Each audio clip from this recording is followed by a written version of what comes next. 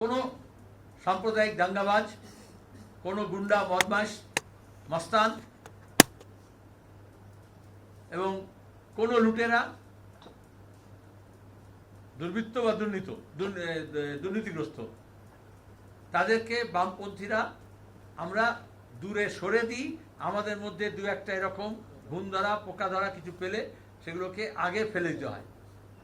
যারা অফিস জ্বালিয়েছে, যারা মানুষ খুন করেছে, এমনকি পঞ্চায়েত নির্বাচনের সময় আইএসএফ কর্মীকেও খুন করেছে, সেখানে আমি মনে করব বামফ্রন্টের কোনো দল যেমন নয়, সেরকম আইএসএফ এর যারা সমর্থক এবং দরদি আছেন, যারা কষ্ট করে সংগঠন দল গড়ে তুলছেন, নির্বাচনের সময় রাতারাতি মাইগ্রেট করে এক দল থেকে আরেক দলে গিলে তাতে মানুষেরও লাভ হয় না, ভোটারদেরও লাভ হয় না, সেই দলেরও লাভ হয় না। কোথায় কি প্রার্থী দিয়েছে আমরা সে বিষয়টা আমাদের আলোচনা আছে। আর আরাবুল ইসলাম স্যারের প্রার্থী বদলে কি বলেছে এখন আমরা জানি না সঠিক।